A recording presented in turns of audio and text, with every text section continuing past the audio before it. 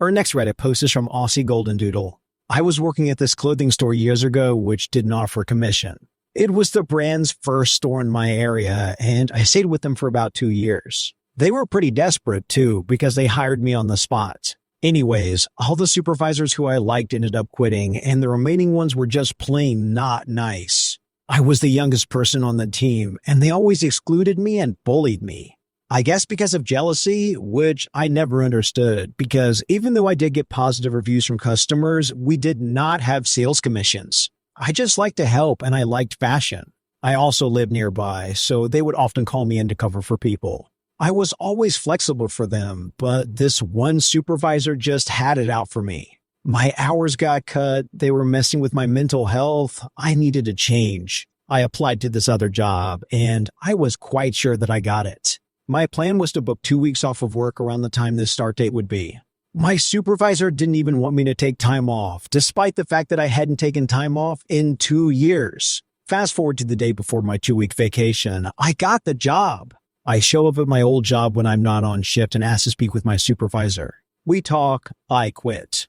She was acting all happy that I was quitting, but I didn't care. I was over it. The supervisor made it clear that I was still required to work all my shifts for the next 2 weeks and I had better not slack off. I smiled at her, thanked her for acknowledging my work ethic, and then put my name tag and keys on her desk. She looked confused. I reminded her that I took 2 weeks off, so this is goodbye. I turned around and left. My mental health has been so much better without her, and the store is now closed permanently. I worked for a computer warehouse type superstore. Right after I was hired, I learned it was not a great job. Almost everyone hated it, but you had some potential to make good commissions in sales, so people kept their heads down and never questioned anything. Most competent people never stayed longer than a year, and employee turnover was huge. Truly a terrible place to work. I had recently sold my computer store and was taking a year off. After a few months, I got bored and got this job as a part-time to get me out of the house and supplement the cash flow from the computer store sale. Being in this position gave me some freedom some of the other people who worked there didn't have. If someone was complaining about something, I was more than happy to bring it up with management since I didn't care if I got fired. I'm pretty sure the store manager hated me. Dress code for the guys was white button-down shirt, tie, and some form of Dockers-type pants. Since this job didn't pay much for non-sales staff, many employees had cheap, ill-fitting button-down shirts and one cheap tie. Honestly, the staff would have looked better in a store-branded t-shirt or polo shirt. But since this store was crazy cheap, that would cost them overhead, and you can't have that. I've got a collection of some really nice ties I collected over the past 15 years or so. Mostly vintage silks from the 50s and 60s. I actually hardly ever wore ties, but collecting them was a little hobby of mine. If I saw a particularly nice one, I'd nab it. One morning, I was getting ready and managed to forget my tie. It was about a 40-minute drive to work, and I noticed my missing tie when I got out of my car at work. No big deal, I thought. Nope, wrong. About an hour into my shift, I get pulled aside by my direct manager. I explain I somehow forgot about my tie and didn't really think it was a big deal. I also explained I was 40 minutes away from home and didn't have time to go back before my shift started. My direct manager was pretty cool, but he has his stupid rules to follow, so I get passed over to HR and the store manager. The store manager acted like I just poured epoxy into all the toilets. He was crazy pissed at me. He lectured me for 25 minutes about the importance of the dress code, how those that don't follow it aren't team players, and how, if it happens again, I'll be looking for a new job. He actually made me read the section in the employee handbook on the dress code, so I knew it and could follow it to the letter. All this over a tie. I got written up and sent home to get my tie. Since I was 40 minutes from home, I just went to a local store, bought a cheap tie, and hung out at the cafe for an hour. That weekend, I went thrift store shopping. I spent all day hitting every thrift store I could find. I found the ugliest, whitest, worst ties I could find. Massive 1970s brown vomit color ties. Ugly green avocado colored ties as large as a lobster bib. Patterns that made eyes bleed. Polyester atrocities time forgot. I also bought some Christmas ties with Santa and holiday wreaths. It was summertime. To top it off, I bought some terrible, oversized white button-down shirts. A few where they were just off-white enough that they looked almost dirty. My next day at work, I went from being the guy who looked fairly sharp to someone who looked like they escaped a mental ward in the 70s. My direct manager saw me and started to laugh. He got it. He just patted me on the back and I was back to work. The store manager saw me later in the day and was not pleased. But since there was no wording in the employee guidelines on ties being within reason or shirts fitting, he couldn't do anything. I'm sure he thought it was just a fluke for the day. Sadly, he was wrong.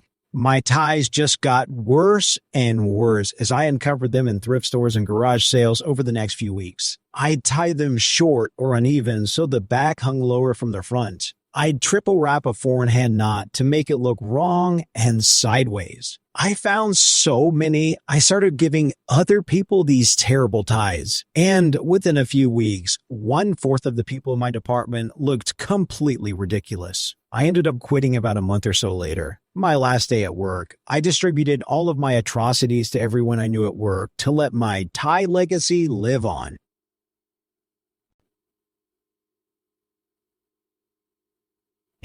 Our next Reddit post is from Uchipinska. I worked for a major government contractor for a government agency. I'd risen up through the ranks because I have good technical knowledge, and I have a knack for seeing the big picture, which helps me see potential problems. I was very good at what I did. Many managers didn't like me because I pointed out problems, and I stated facts without regard for management politics. And I never sucked up. Some managers even gave one of my colleagues, Bob, a suck-up, credit for my work. Then they desperately needed my technical expertise on a very large project worth over $10 million. I wrote most of the technical specifications, identifying risk areas and the consequences of bad procurement decisions. Bob dismissed my arguments as that's no big deal and we can work around that. So management ignored me and ended up buying inadequate equipment. I was reassigned again, and Bob was given what should have been my job, which was a promotion and a big raise. My parting gift to the project managers was a detailed memo highlighting every technical problem that I foresaw and how it could have been avoided. It was a very long list of nearly 100 watch items, and they ended up hitting almost all of them. As usual, management ignored me. Due to company policy and excellent performance reviews, management couldn't fire me immediately. But I could tell that I was being set up for termination. I was assigned a job to work directly with the customer as a liaison, actually sitting on the customer site. Management figured that I would be irritating and distract the customer from the company's issues. In the meantime, I'd keep our company informed about what the customer was saying behind closed doors. And I was supposed to tell the customer what the management wanted me to say what was happening at the company. Management intended it to be a do-nothing job to keep me out of sight and out of mind. However, I don't do nothing jobs. I take my job seriously. But after a couple of months, management told me in no uncertain terms that I was not permitted to answer the customer's questions about what was going on inside the company on their project, and that I was not permitted to talk at internal company meetings where the customer's needs were being discussed. I was muzzled and set up for failure, or so they thought. Now comes the malicious compliance and ended with revenge. When the customer would ask me a question, my responses were pretty much like, I am not permitted to tell you whether the project is significantly over budget, or management won't let me tell you whether or not the company is dropping design requirement for features A and B. I explicitly complied with the management's directive of not answering the customer's questions, but I slipped in enough hints in my non-answers that the customer knew where to look and what questions to ask. The customer also kept meeting minutes and recordings that reflected that I did not answer questions about the subject under discussion, which was technically the truth. This was very critical later.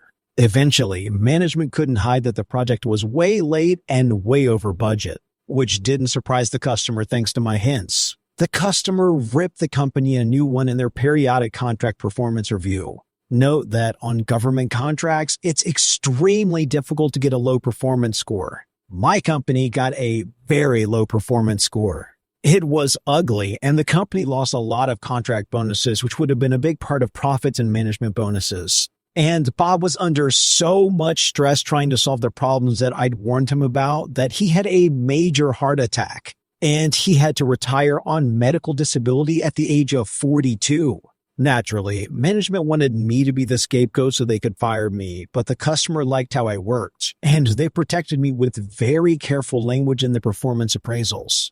Basically, that I was the only person in my company doing my job correctly. Upper management didn't dare fire me, or they'd anger the customer even more than they already had, possibly to the point of having the contract taken away for non-performance. One particularly nasty manager who really hated me had to give me a significant pay raise and bonus because of my work. The fallout from the review was bad enough that corporate headquarters did some management shuffling and a few of my antagonists were suddenly gone. My raise and promotion ended up not mattering because the customer hired me directly to work on the same project but on their side. This caused management to absolutely freak out because I knew all their dirty secrets and tricks. However, I never ratted on my former employer. I didn't have to.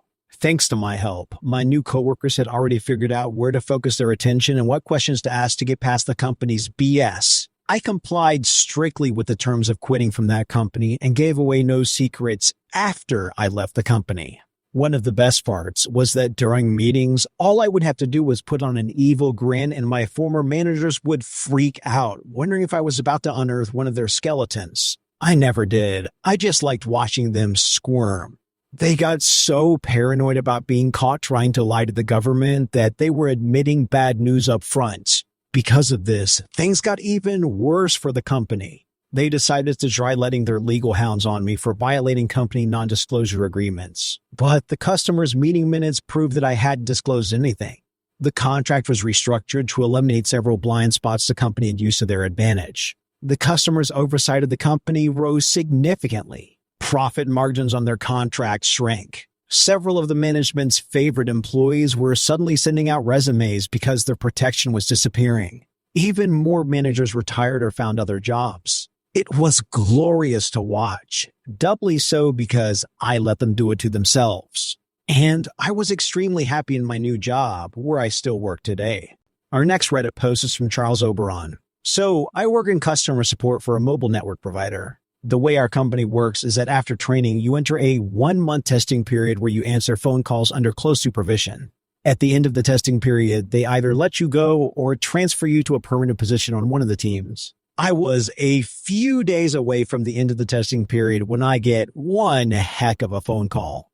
I spent more than an hour on that one. It hurt my final score at the end of the month. The customer told a tall tale about how when she was trying to pay her debt to the company, she racked hundreds of shekels worth of debt in unincluded uses. The sales representative was rude to her and refused to let her pay, so she took a picture of him and left. The reason the call took so long is because she kept telling the story out of order, adding and changing details and going on tangents and rants. It was very difficult to get the story straight. I felt like a detective trying to piece together the clues into what actually happened. Every time I read the story back to her chronologically, she added or changed something in the middle or went on a tangent about how she's a polite British woman, and we shouldn't hire people like that representative to represent our company. Eventually, I got her to settle down on a version of what happened. I looked through the records and saw that according to the representative, who was a lot more concise than her, she was the one being rude, yelling at him in English, a language he barely spoke, and taking his picture without his consent.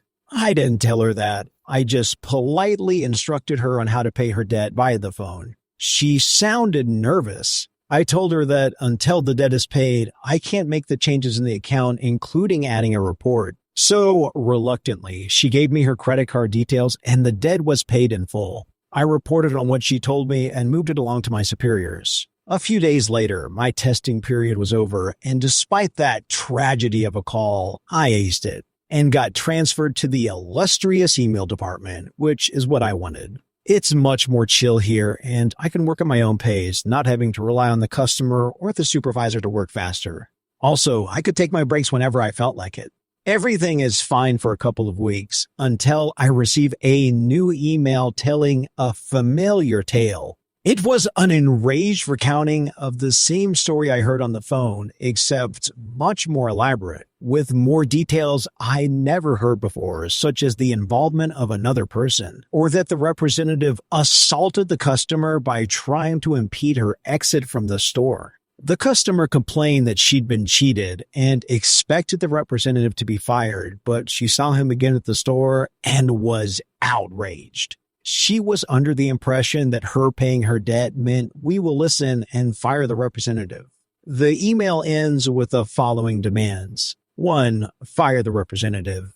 2. Reimburse her for the money we stole from her under false pretenses. 3. Apologize to her in the form of extra compensation and a personal phone call from a high-ranking manager. If we didn't comply, the police will get involved. So I complied with the second part, and we got the police involved. You see, while reading the email, I noticed that the address she emailed us from had a different surname than her account or the credit card information she provided. And lo and behold, the email was actually her real name while the other details were fake. Turns out she was indeed a polite British woman. A British woman overstaying her visa for over a year that was now using a fake identity in Israel. How's that for false pretenses? As we discovered later, she was also wanted for numerous accounts of fraud where she didn't pay for services or claimed compensation for stories that later turned out to be false.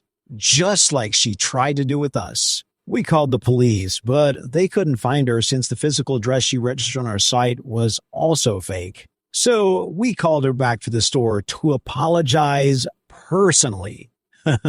She gladly obliged. The police were waiting for her. Neither I nor the representative she implicated were there that day, unfortunately, so we didn't get to see the look on her face. She was fined a hefty amount and then deported back to the UK.